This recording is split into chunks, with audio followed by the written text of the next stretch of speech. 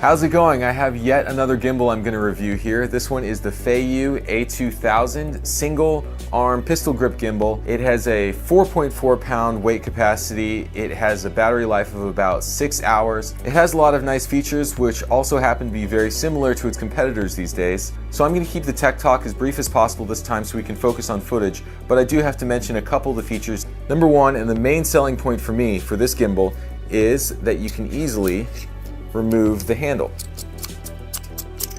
Just like that. For me, transporting a gimbal is a real pain because of the length.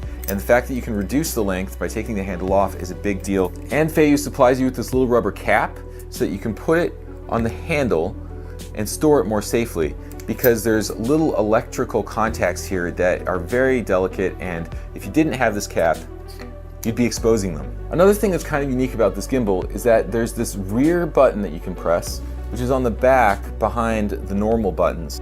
If you double press it, it will spin the gimbal 180 degrees automatically, which can kind of be a cool thing to use. For instance, if you're filming a selfie and then you want to flip it 180 degrees and show the view. So I'll demonstrate that a little bit later on in the sample footage. There's also an optional dual handle configuration.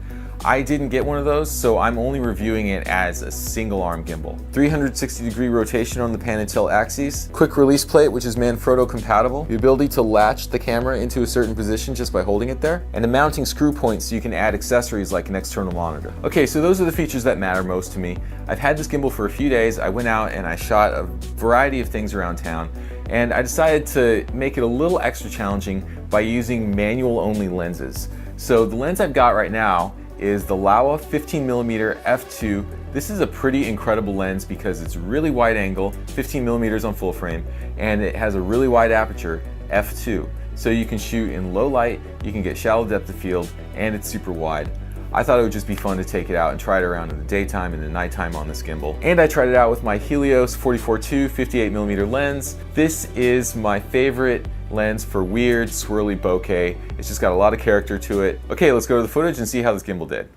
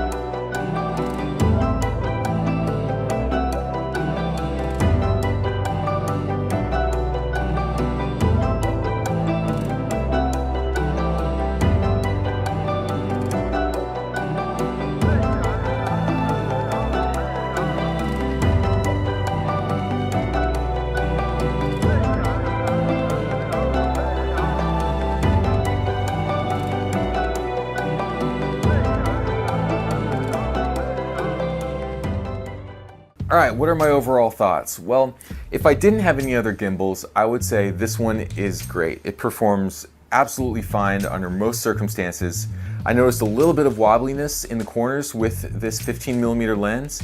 The lens has no stabilization built in, so I was basically just relying on the IBIS of my A7S II combined with the gimbal stabilization, which makes it probably less stable than something like the 16 to 35mm Sony lens would have been, because that one has stabilization in the lens. Also, I noticed that the gimbal doesn't really like shots like this, because it tends to correct the pan halfway through the movement, which results in a little bit of jitter. And in inverted mode with this lens, I noticed that I felt some vibrations in the handle. I don't know what was causing the vibrations, and they didn't seem to really show up in the footage, so I'm not really going to count that as a major negative on the gimbal, but it makes me a little bit worried when I'm shooting and I feel vibrations. And these little screws that you use to tighten the gimbal tend to work their way loose after a little while if you don't pay attention. So I noticed that sometimes I would set the gimbal in my bag or something, and when I would take it back out, one of these axes would suddenly be sliding back and forth, and I had to re-lock it and sometimes rebalance it. Another thing I noticed is that the gimbal tends to lose the horizon fairly easily if you're running and then you turn all of a sudden and you pan the gimbal. With other gimbals that I've used recently, I don't have as much of a problem with the horizon as I do with this one. And my final qualm here is that I couldn't use the app at all. I tried to download FeiyuTech's app that lets you control some functions of the gimbal, but when I set it to search on Bluetooth for the gimbal, it didn't find it. So either the gimbal that I have isn't emitting a Bluetooth signal, or there's a firmware incompatibility between the gimbal and the software. So overall, what do I think? Well, it's a great gimbal, and I think the main selling point for me would be removing this handle and stowing it as two separate pieces easily. That way I can leave the camera attached if I want and have it already be balanced, and then just throw the handle on when I want to shoot. That's a big deal when you're a traveling filmmaker like me. But I don't think it's going to replace the Moza Air as my main gimbal right now, because I just don't feel quite as secure with the stabilization on this. There's the horizon issue, there's the vibrations issue, and I also get just a few more micro jitters when I'm walking and when I'm running when compared to the Moza Air. So that's my take. If you want a really portable gimbal, I would say absolutely go for the Feiyu a2000. If you want a great dual handle gimbal that can be controlled from the handles easily, again, this is a great option. So I hope you've enjoyed the review, and I'll see you next time.